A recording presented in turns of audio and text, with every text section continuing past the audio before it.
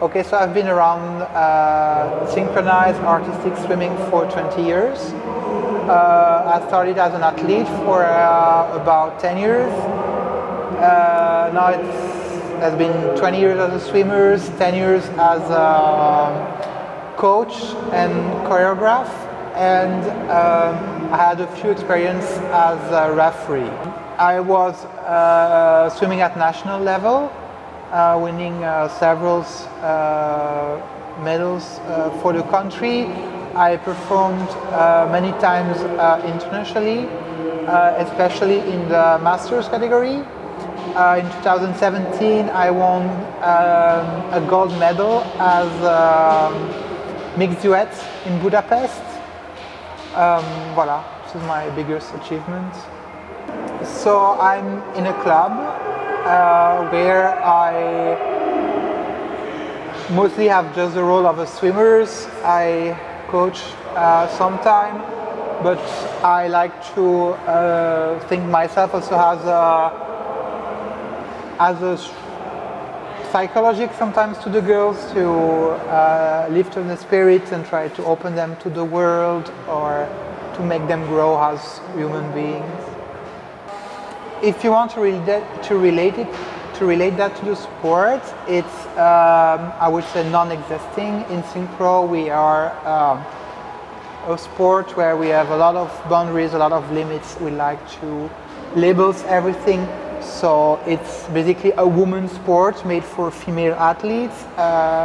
The male just join in a very specific category, and I would say the regular way of doing synchro doesn't think that inclusive yet, because it's really, there's a lot of norms and a lot of rules, and so it's really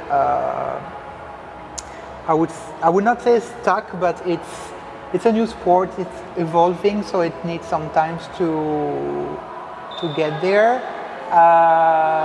And in the personal life, I've seen everyone in every shape of everyone. So but I don't think it helps directly with the sports. Yeah. So the fact that synchronized swimming changed to artistic swimming, it's a tricky one, because for many people, removing synchronized remove the performance, and so we're just going on a show now, and it's sometimes the bad image we have from our sport. But in the same time, and I just discovered this really recently with the coach Gana Maximova from Russia, when she said it's actually really good that we went back to synchronized swimming, because she said to artistic swimming, because she said before we have really, like, in terms of research and movements and aesthetic, we really try to do something and to work with something, and then we got to Olympics and it was synchro, and we were just focusing on performance, and we forget that our sport is indeed, a part is really performance, but a part is aesthetics. It's a form of art, and you have to be able to create a story, tell a story, and share it to the people. So going back to when you have that explanation, you say, oh yeah, that's great that we called artistic swimming. It was also changed because people think that if it's called artistic swimming, the media will get along maybe easier to the sport. But the change is still quite new. It's only 2 years, so we'll have to see, I believe. First, I think synchro is not that much known. So I think this is the first problem we can see in synchro, is that there is not so many people who knows it, so there is not so many people who join to do it.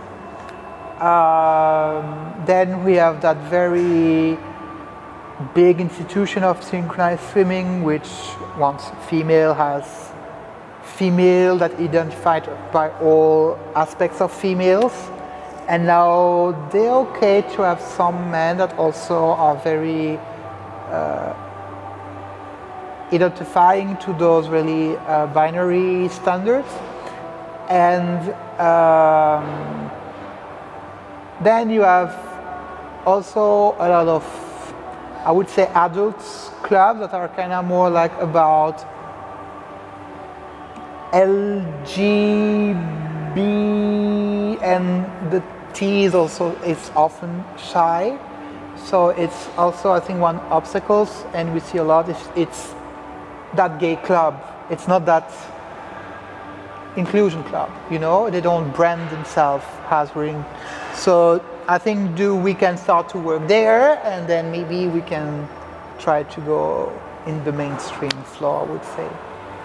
Well, I think we should start to make no matter gender fitting rooms, like we can see sometimes in other countries.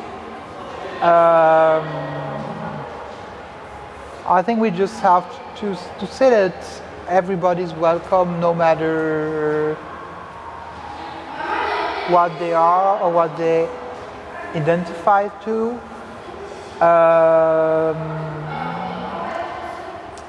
And then I believe maybe more work with different communities together to try to build a bridge that can separate people. Yeah, did I have seen discrimination? I don't think so, but I don't think I have seen many transgender people around the pool, so it's kind of a tricky question. And then on a professional level, well, I think I have the chance to work in a company where we are very inclusive. We have a transitioning person at my workplace who was, I think, really welcomed by the manager's team, and who is, I think, going along with the people. Swim in a club where there is only girls. So I'm trained in the mainstream, so it's difficult to do comparison with the rest, but I think if you come with a lot of confidence, believing in you, it can block a lot of people to go against you in a daily basis. So wear what you can wear best, your confidence, and go fight the world. Yeah, we can always talk about saying it's an inclusive pool or everything, but I think the biggest statement we can have is really to have like non-gender fitting room, or it says, I think it's the best option because it's from the door, it says what we allow in this pool or what we don't allow in this pool. Then maybe, of course, maybe have trained lifeguard about gender questions, to know that everything, that word is more than black and white, and there is a lot of gray zone. Yeah. I did few LGBTI competition over the last 10 years. I like to go because usually the atmosphere is way warmer than in usual competition, but sometimes I miss the challenge, so that's why I'm doing a lot of mainstream competition. If you want to go, I think, a bit wider than just the LGBTI question, there is a big movement for the moment about, there's a big federation of Down syndrome person that does synchro, with a lot of people involved, and I think it's also something very nice to see how they're trying to include them.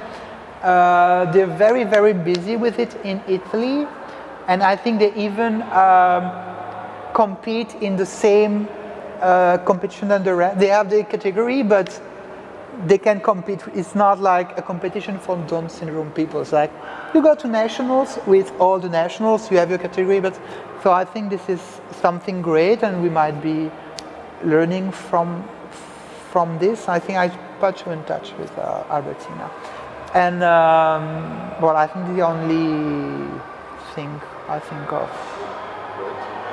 So synchro is really pictures as it's a pretty sport and it's not that difficult and everything is gracefully. So indeed there is kind of a lot of aesthetic norms that we want to see in synchro. But there are also different things, like synchro is a very violent and dangerous sport. It's in all easy out of the water, but the way you train, the risk of injury you can have are so high that it makes us, I think, really less ugly. And there is also all that possibilities of synchro of not just doing the pretty, but really to try to think of different things and try to propose different things with still giving a bit the judges what they want, but there is a lot of room to make the show more than just that pretty robotic stuff that looks easy, but when you can really show how difficult it can be and how dangerous and how it's demanding to the athletes.